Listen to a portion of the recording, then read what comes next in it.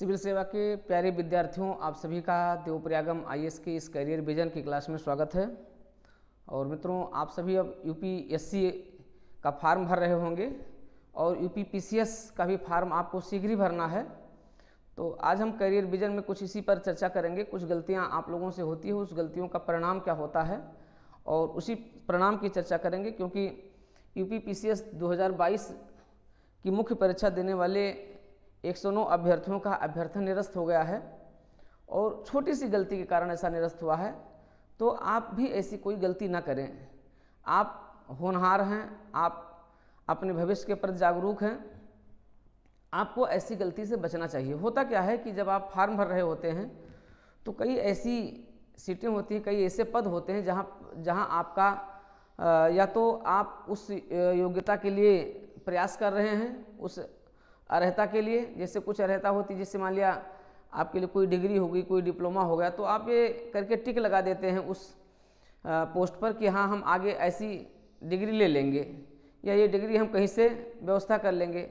तो जब ऐसा नहीं हो पाता है, अच्छा कमीशन चूँकि प्रारंभिक परीक्षा में आपसे ऐसा कोई डिटेल मांगता नहीं है, तो उसी सीट की संख्या के आधार पर उसी सीट की संख्या और उसके अर्हता के आधार पर आपको प्रीलिम्स परीक्षा में वो क्वालिफाई करवा देता है। प्रीलिम्स परीक्षा में आप क्वालिफाई हो जाते हैं। अब ये होता था पहले कि मुख्य परीक्षा के समय आपको सारे डॉक्यूमेंट्स सारे उसके जो है भरने होते थे, ठीक है। तो मुख्य परीक्षा के दौरान फिर आप क्या करते हैं, उसके कुछ डॉक्यूमेंट्स आप लगा देते हैं, कुछ आप वेटिंग में लगा देते हैं कि हाँ अभी शीघ्र ही प्राप्त होगा। तो इस तरीके से ऐसे ही हमारे ऐसे ढेर सारे अभ्यर्थी जिन्होंने कुछ ऐसा शायद किया होगा, उनके फॉर्म और उनका अभ्यर्थन 2022 मुख्य परीक्षा के लिए निरस्त कर दिया गया है। अब बड़ी इसमें स्थिति ये है कि कुछ लोग फ़ोन करके पूछ रहे हैं कि सर क्यों ऐसा हुआ, क्योंकि हमें सूचना नहीं दी गई। हाँ, ये कमीशन की जो है थोड़ी सी भूल हम कह सकते हैं, या कमीशन का एक कहते हैं एक इंस्टेंट रवैया हो सकता है या एक फास्ट रवैया हो सकता है, कि या एक कमीशन ऐसा सोचा होगा कि आप अगर अपने इस अर्हता के प्रति जागरूक नहीं है तो आपको सिविल सेवा में या पीसीएस के इन पदों पर आपको आने का कोई अधिकार ही नहीं है। जो भी रहा हो, कमीशन की मंशा जो भी रही हो। हालांकि एक बार पूर्व के वर्षों की भांति एक बार कमीशन को इन अभ्यर्थियों को सूचित करना चाहिए था, उनसे जो है जवाब सवाल करना चाहिए था, उनसे पत्राचार करना चाहिए था, उनको सूचनाएं दे देनी चाहिए थी, या एक सामान्य रूप से एक न्यूज़पेपर में एक ऐसी न्यूज़ निकाल देनी चाहिए थी कि अगर ऐसा है तो ये लोग आकर के व्यक्तिगत रूप से उपस्थित होकर के लोक सेवा आयोग में अपनी इस संबंध में सूचना उपलब्ध कराएं और उसका आवश्यक डॉक्यूमेंट्स प्रस्तुत करें। हालांकि ऐसा नहीं हुआ, तो लोक सेवा आयोग ने इन लोगों का अभ्यर्थन निरस्त कर दिया है। ऐसी स्थिति में गलती कहाँ से होती है, जो हम लोग लगातार देखते हैं, गलती यही होती है कि जब आप फॉर्म फिलअप कर रहे होते हैं तो कई ऐसी वैकेंसीज होती है जहाँ पर बहुत ज़्यादा क्वालिफिकेशन या तो क्लियरिफाई नहीं होता है, ठीक है। क्लियरिफाई नहीं होता है तो उस संबंध में भी क्या करते हैं, आप उस पर टिक कर देते हैं। ये सोचते हैं कि हो सकता है कि इसमें हमारी जो योग्यता है, हमारी जो अर्हता उसके समकक्ष लगभग है, तो वो उसमें फिट बैठ जाए। आयोग उसको स्वीकार नहीं करता, तब दिक्कत हो जाती है, तो आपका अभ्यर्थन निरस्त कर देता है और आपकी मेहनत बेकार हो जाती है। कभी कभी ये होता है कि आप थोड़ी सी नादानी कर देते हैं कि देखा जाएगा, अभी तो फार्म भर देते हैं, प्री क्वालिफाई हो जाएगा तब देखा जाएगा। तो जब देखा जाएगा, जैसे आपके समीक्षा अधिकारी वगैरह में बहुत लोग होते हैं कि कहते हैं कि ओ लेवल कहीं से कर लेंगे, या कहीं से टाइपिंग कर लिया जाएगा, कहीं से शॉर्ट हैंड कर लिया जाएगा।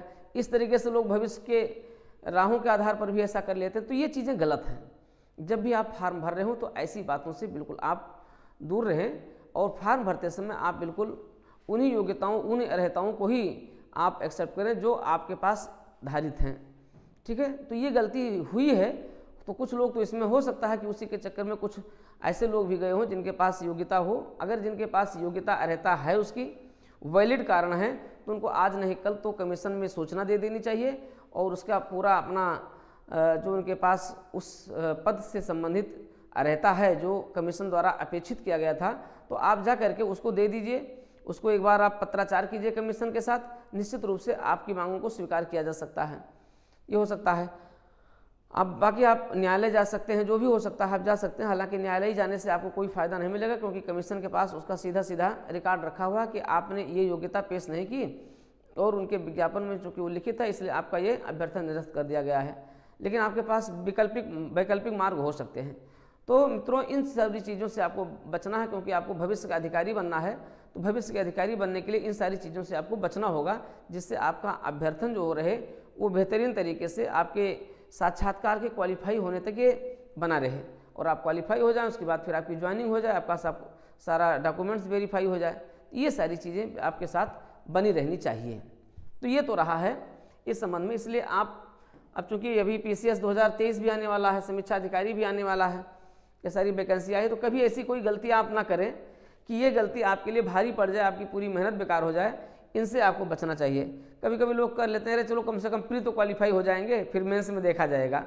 ठीक है, तो ये सारी चीज़ें, अब आप प्री भी क्वालिफाई हो गए, मेंस का रिजल्ट आ रहा है, आजकल में रिजल्ट आ जाएगा, तो आप देख रहे हैं कि रिजल्ट आ रहा है और अब आपके ऊपर क्या हो गया, अब आपके ऊपर एक तरीके से मानसिक दबाव बढ़ गया है, एक नैतिक दबाव बढ़ गया है। तो ऐसे इसलिए भविष्य में जब भी आप फार्म भरें तो कृपया ऐसी गलतियों से आप बचें। UPSC का भी फार्म आप भर रहे हैं, UPSC में भी अगर ऐसे पद अर्हताओं के बारे में आपसे कहा गया तो वहाँ के लिए भी आप इसको बचना चाहिए। ठीक है, तो मित्रों ये रही एक महत्वपूर्ण न्यूज़ रही है, आपको भविष्य में इससे बचना है। आप कभी भी ऐसी कोई गलती ना करें जिससे कि आपके ऊपर इस चीज़ का एक नैतिक दबाव बढ़ जाए। दूसरी बात है UP PCS 2023 से जुड़ी हुई कुछ खास न्यूज़ ये है कि इसमें पदों की संख्या में वृद्धि हुई है, पद लगातार बढ़ रहे हैं, इसलिए आपको अपनी तैयारी को अंतिम रूप देना है, अपनी स्ट्रेटजी को बेहतर तरीके से बना करके लेकर चलना है। आपको CSET पर विशेष ध्यान देना होगा, GS और CSET दोनों पर ध्यान देना होगा। तो पदों की संख्या में वृद्धि अगर हो रही है तो आपको उसी पदों के सापेक्ष अपनी तैयारी को भी आगे बढ़ाते रहना होगा। और मित्रों आपको बता दूं कि CSET की भी हमारी स्पेशल क्लासेस चल रही है, UP स्पेशल की हमारी स्पेशल क्लासेस चल रही हैं, उसके लिए भी आप आकर के हमारे साथ नामांकित होकर के और अपना बेहतर प्रदर्शन कर सकते हैं। CSET का आप लगातार टेस्ट सीरीज भी दे सकते हैं। ठीक है, तो ये रहा। तो इस तरीके से आप UP PCS 2023 को अपना लक्ष्य बनाए हुए हैं, तो आप ऐसी गलतियां ना करें जो कि भविष्य के लिए आपके लिए नुकसानदायक हो जाए। ठीक है, वैकेंसी जब कमीशन के लगातार आ रही हैं, आपको बस क्या करना है, अपनी स्ट्रेटजी को बेहतर तरीके से मजबूती के साथ बनाए रखते हुए आगे बढ़ते चलना है। तो मित्रों आज करियर विजन की क्लास में यही है और इसी में हमने आपको जानकारी दी। आप इस जानकारी को बिल्कुल ध्यान रखिएगा, ऐसी कोई गलती आपके साथ ना होने पाए, जिससे कि आप बिना किसी दबाव के, बिना किसी बाधा के आप अपने तैयारी को अंतिम रूप दे करके सफलता को प्राप्त करें। ढेर सारी शुभकामनाओं के साथ मैं DP पांडे।